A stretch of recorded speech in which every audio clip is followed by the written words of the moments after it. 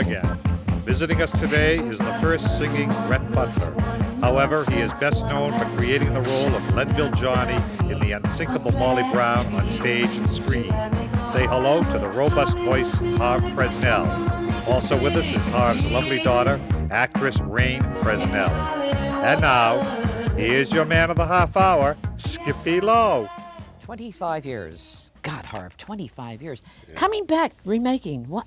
How do you feel about that? Well, I'm very excited about it. First of all, because my daughter's in her first show with me, and she made her debut with Debbie and I about 2 years ago in the nightclub act. And secondly, because I think this script is better than the original and better than the movie. Really? Dickie Morris has done a better job this time than he ever did before, because he's lived with it for 25 years. And frankly, I think Debbie and I are better now. Yeah. Better audience, equipped to do it. They the went audience crazy, didn't opening night went out of their mind with you. Yeah. But you know what I loved? I loved when you hit that stage. You made them... What presence you have on stage? Well, it's something that I enjoy doing, and it's live theater, you know, is very exciting. And I think that's it's a rare treat today to see something that's truly live, because as I've said before on a few shows, that most of the theater today, musical comedy theater today, is aided and abetted by tape, which I think is a major ripoff in the theater today. I agree. And I'm totally against it, but it's being used more and more. I feel that if a singer can't do 8 shows a week, you should get out of the business. But most singers will not do 8 shows a week. They're afraid of hurting themselves. Why, I don't know. But this tradition started a few years ago, and now we have tape and smoke and mirrors. Can't stand that, the tapes. It's crazy. You pay good money to come see live theater, good, bad, or indifferent. You better do it live. Yes, I agree. I Vegas is just... it's a travesty. But it's the companies, the industry. It's not the real show people. It is the...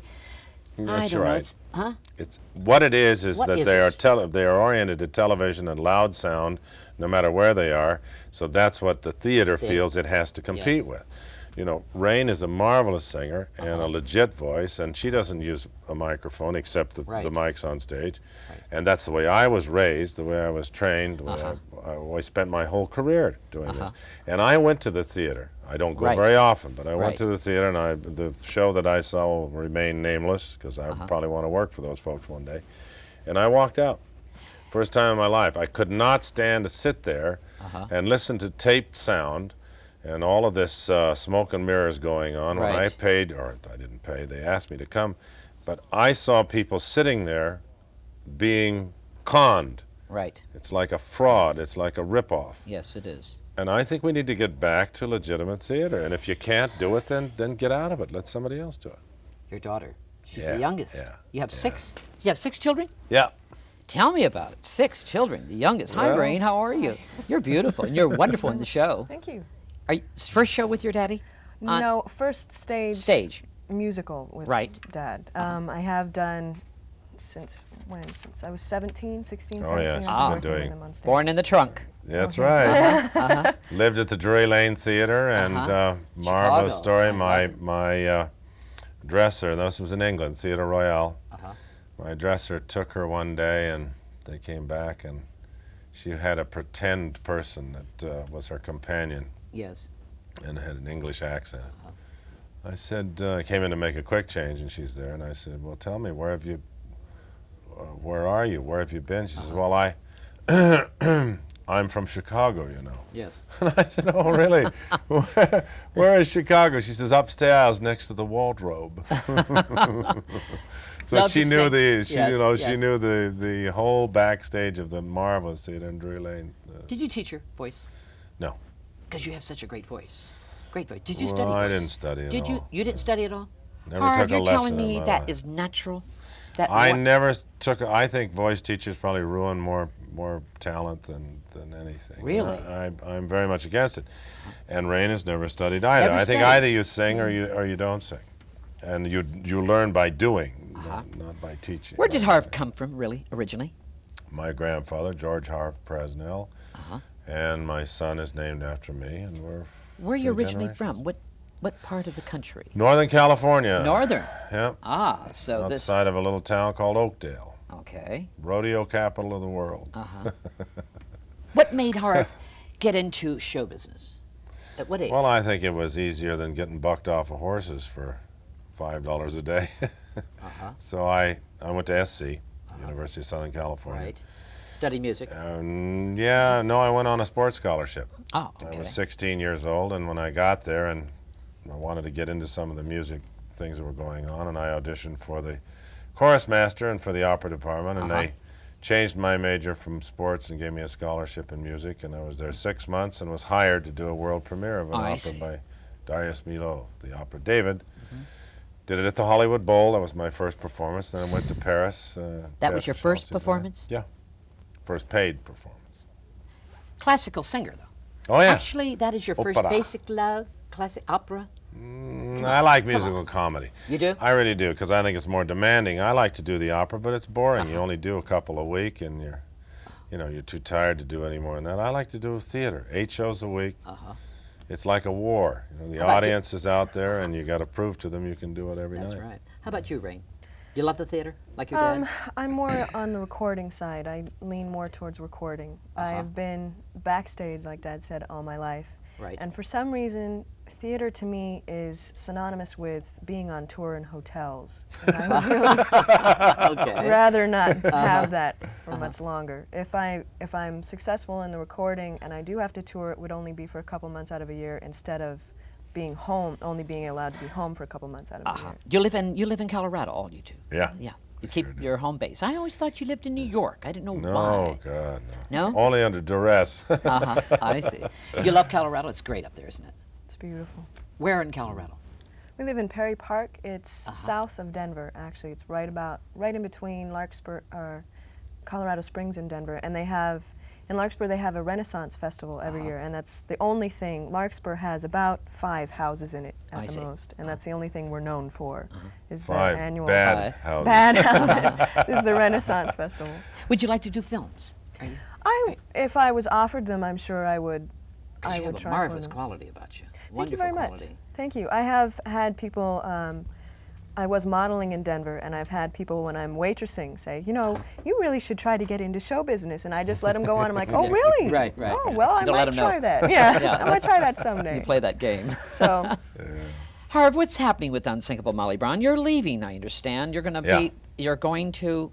Annie too. Annie too. Oh, come on! Really? I love it. Well, we did 5 years of the last one, and decided then that we would do the new one when they got it done. Well, it took them a while to get finished, and they called during the run of this show and said, we want you to do it. I said, well, I think I might. And I hated leaving this because Debbie and I are having such a wonderful time, and it's an enormous success. But this is a new show. Yes. And it's an opportunity for me to go back to New York. Yes. And do what I always do, which is Broadway musicals. Yes, exactly. I started on Broadway, came from the opera to the Winter Garden Theater and opened this show in '60. With Tammy Grimes. Great, love her. Went from there to the movie, and then over the years I've done many different musicals, and still I enjoy the theater the best. Favorite musical? What is your favorite? You must have a favorite that you... I think Carousel, probably. So far. You are Carousel when you're out there. Carousel's wonderful. God, you're wonderful. Isn't he great the on The score is fabulous. I like him in Lancelot as Lancelot. Sir Lancelot, yes, and Camelot. Only because she likes to see me wear tights. I know. It's very funny. Is that your favorite? Is it your dad's show? Of him, I like the whole attitude, because most of the people you see as being Lancelot, they're playing as... there's this ego. Dad is ego. He's synonymous with ego. Boy, does he ever walk out, doesn't he? He lets them know his presence. Oh, yeah. Oh, yeah. I like that one just because it is Dad. He is just 100% ego, and when you put him in that position, he's great. That's on stage. I'm a nice, easygoing, backwards about person off stage. Tell me about Debbie and you. I mean, Debbie worked hard to get this thing together. I mean, she worked 4 months. She's the best lady I know in the prepared. business.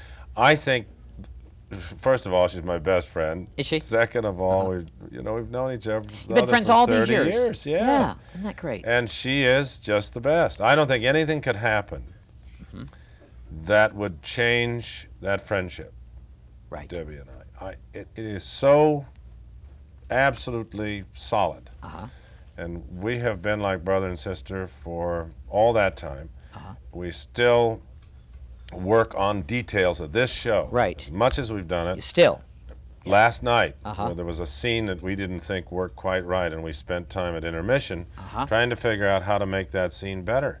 Now that's silly. I'm leaving in 2 weeks. And she is so professional. Oh, she's wonderful. Yeah, she's the best. That lady is. She's better now than she's ever been. In this performance, she's the best she's ever been. She should have done the play originally. But I must tell you something. You were wonderful. Well, when you walked out, I haven't really heard of you a lot because you've been kind of a retiring person. Not really.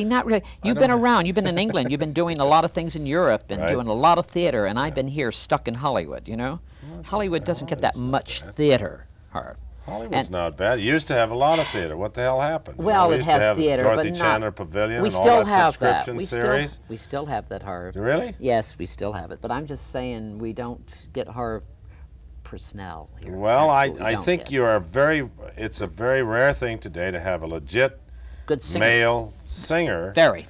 They're hard to find. Very. And you are the best. What has happened is that people have, for reasons of commercialism, have become different types of singers. Right. And the microphones and all the loud sounds that they create. You know, like Sting, for instance, in Three Penny Opera, just opened in Washington. Right. They killed him. It's not fair because he's never had to stand on stage and do a legit show. Right. So, I mean, how can you expect him to be able to do it immediately? He's used to having all that smoke and fancy stuff and loud noise with a microphone in your throat. Yes. And now that he has to compete with everybody else on stage in a legit show, they kill him. They say, what happened to his voice? Well, I mean, the voice is the same as it always was, but he's not a legit performer.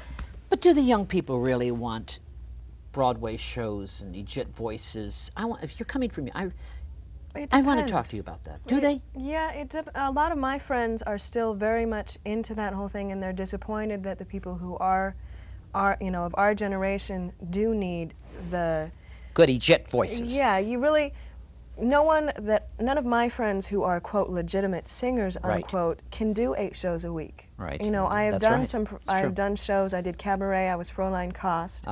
And they split the lead role of Sally Bowles between 2 other girls because they couldn't carry the show.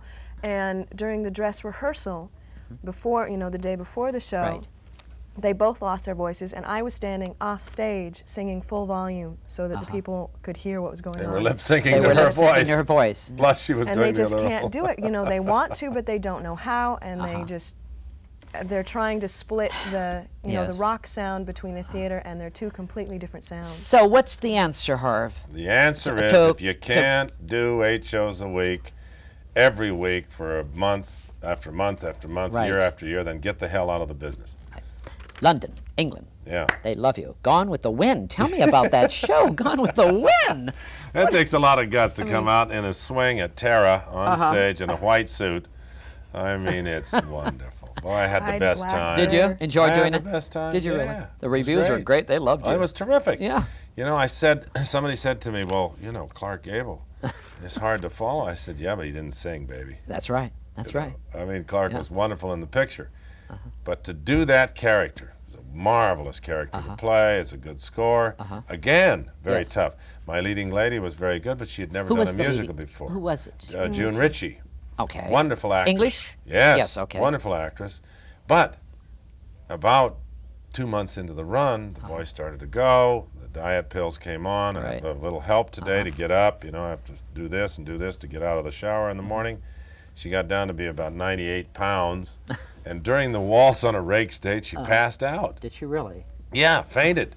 And all of a sudden, I had this limp rag in my hand. So I finished, and the curtain came down, and I handed her to the stage manager and walked off.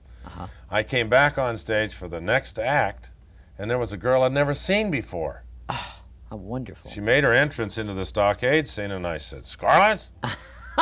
Scarlett! You look a little different there. 4 inches taller and 20 pounds heavier. And I asked him, I said, why the hell didn't you tell me? I don't know this lady. He said, well, oh boy, she's an understudy, So from then on, I had 3 different Scarletts. 2 on the first part of the week, and one to do the matinees. It was ridiculous. Sound of Music. Such a great show. Good show. Yeah. I've done it. I don't particularly care. You don't care for it? Not as The role. music in this particular show, there is not really a definite song that... No, it's hard as hell to sing. Am I correct? It is hard song. Oh, geez. Is it a hard show? Score. It is. Damn right. Yeah, I mean, I that felt soliloquy, do the Yeah. soliloquy twice enough to kill anybody. Yeah. But everybody says, gee, I wonder why I don't remember the music. The music is very much an integral part of the play. If you Right. think about it. Yeah. And when Johnny Brown expresses something, he does it Colorado. He comes out Yes, on a of log, course. he yells Colorado, boom, he takes Yeah. over the stage. But you don't remember the song other than it sounds like a Meredith Willson That's- march. Yeah. The music is very much an integral part of the story of the play, of the characters. Yes. Unlike Music Man. Music Man has individual 76 Yes. trombones, Yes, songs, yes. Pool, Uh-huh. Trouble in River City, all that. It's a definite, yeah. So you have individual songs, you remember. This Meredith wrote and did a brilliant job of making this an integral part, almost as well as Frank Lesser did in some of the plays that he wrote. Carousel is another example of an integrated kind of music, script, score, so that when the dialogue stops and the song starts, you're not aware of a Yes. big bump. And that's a technique and a very unusual talent. Happy. You seem Yeah. happy. Yeah. Are you? I'm always happy. Are you satisfied what's happening to your career at this moment in life? I don't know. I'm working. I got 2 jobs. That's all you can ask. You Huh? Go ahead. No, go I ahead. was Ask going to ask me. you. Ask me. What? Married? How many years? Lovely wife. God, just I met don't her. know. I She's quit beautiful. counting. She's great. She's beautiful. How many years? Huh? 23. 23. Yeah, I've been married a long time. She's a lovely lady. Just Great lovely. lady. Yes. Where did you meet her? Met her in church. Did you really? Yeah. In church. Yeah, she went to UCLA and I went to USC, and I sang at the Hollywood Presbyterian Right. Church right over in On Gower. Yeah, on Hollywood Boulevard. Yeah, and course. we met there, and we've been together ever since. You betcha. You're very spiritual, aren't you? I guess I'm pretty careful about the man upstairs. I don't want to offend him. I'm having I- enough trouble getting through life as it is. I want all the help I can get. I just heard that your dad is about the drugs. He's with the people with the drug thing, huh? Tell me about We're both on the President's Council done that. Against Drug Abuse. against the drug abuse. And we toured Colorado in the dead of winter, the coldest places on the face of this earth.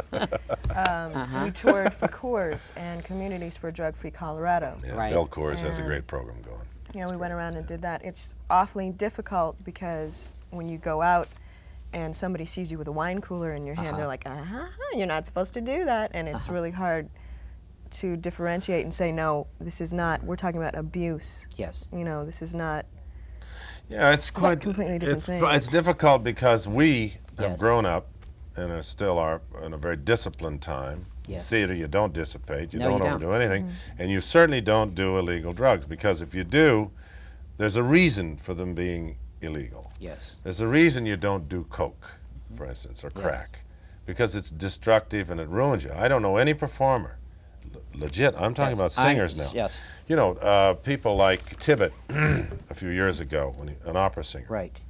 great voice, ruined himself by drinking excessively.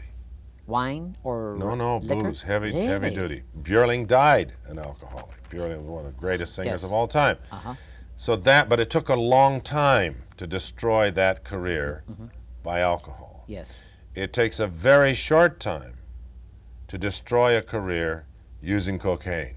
Within a matter of months, they either go to dry out or to get off the stuff, Yes. or they're destroyed, temporarily at least, and eventually completely destroyed by illegal drugs. I'm talking about pot, I'm talking about cocaine, crack, any kind of speed, amphetamine, smokable stuff, and even some of our prescription drugs are very destructive. Cortisone, for instance, is the course. singer's worst enemy. because Cortisone that's- is? Oh, it's Really? the first thing they want to give Numbs somebody when they everything. lose their voice. Oh, okay. Give me a dose of cortisone, I'll get through it. Well, if you do that a few times, not only does the cortisone become Deteriorate- ineffective, yeah. but you hurt yourself. because you can't feel what you're doing. You just do it Really? even when you shouldn't. It's a dreadful thing. Dr. Feelgood, you know, Max Yes, in New York, yes. he ruined a lot of people. Did he really? Oh, Yeah. God, Yeah. President of the United States was one of them. And they never nailed him. They never got him. He would give them vitamin injections, Yes. and it was cortisone and amphetamine and so on. You know. So you help a I'm lot very of young. much You against- help a lot of Don't young help Americans. anybody. Yes, Just you do. just Harv, trying to. You're. I'll tell you what's going to happen What is going to happen to in our business, particularly. Yeah. We in the entertainment industry have been probably the worst offenders of not calling people to terms on the use of illegal drugs. Right. We have made jokes about it. We have said how funny it is, the pot, the reefers, Right. all of that stuff is, you know, recreational drugs. Isn't it wonderful? We're stoned, we're blasted, we're blitzed, we're out of Right. our minds. We make fun of the guy who has fried his brain and can't function. Yes. Almost the same way we made fun of alcoholics a few years ago. And then everybody said, wait, we can't show a drunk on television. He's not funny. Right. Well, that's true. But then why should we show a guy stoned out of his gourd? Why should we show a girl who is blitzed, who is doing things with her body and with her mind that she never would do had Yes. she Yes. not been out of her gourd? So we have promoted the use of illegal drugs. Now we have to go back and undo Do that. it. It's very tough to do. And you can't legislate morality, so how do you do it? You do it by saying, listen, friend, you're going to be in my business, and you're going to do 8 shows a week. Right. Same way with going to the office in the Right, morning and right. functioning every day. Then you don't do this crap on the weekends. Because if you do, you're never going to have a career. Takes you the week to make up for. You can't you never catch up, ever. So if you're going to fly with me, you got to be free. The ultimate abuse is the misuse of personal freedom. Think about it. If you overeat, Yes. if you overdrink, if you take crap into your system, if you misuse people, Yes. if you're not concerned about your country, if you let them burn your flag, if you let them dump on you, if you let them misuse your currency, Yes. good Lord, look what's happening to our I currency. know. It's out of our hands. It's out of our control. We're getting killed in the world because of a $300 billion economic loop created by the drug trade. I mean, you got to come on. It's everybody's fight. And I, We for all one, got to pitch in and do I, something for one, about don't it. want to hear about rehabs. Oh, the poor people who have the problem. To hell with them. I'm sorry. They got to get help somewhere, but I can't tell them what to do now. Exactly. You can't even talk to them. So let's deal with the generation coming on. So that's what you're dealing with at this moment. You're going Yeah. around Start helping. early. This. Very You interesting. go to schools. May I ask you a question? I just want to know, Harv, opera. Would you like to do an opera? Yeah, I This did is the Meister time Singer of your when life right now. I did A Meister good Singer opera when I was a singer- kid in Yeah, Europe. but and the I made voice a- is better than for Oh, it's much operas better, are yeah. better now. Oh, yeah, sure. At your age, right Yeah, now. yeah. Is that right? Yeah. Oh, Sure. I'd like to see you do. Well, some it's opera not. right now. Yeah, I'll do it, but it takes 6 months to get prepared to do the leading recording for Columbia is Carmina Burana with Normandy, and I did it. You made a lot of years records, ago. didn't you? Yeah, Made a sure. lot of Deutsche Grammophon. So on. But to do it, Yes. the money first of all is not there. To do opera the way I want to do it, Yes. it takes 6 months to do the right kind of production. Instead of phoning it in, instead of making it, it's like staging the circus. It's very Yes. hard to get all these elements together. Yes. And today you find even opera singers saying, oh, I can't do that today, so you'll have to cancel. And so 4,000 people are out there saying, what the hell's going on? We bought tickets. Right.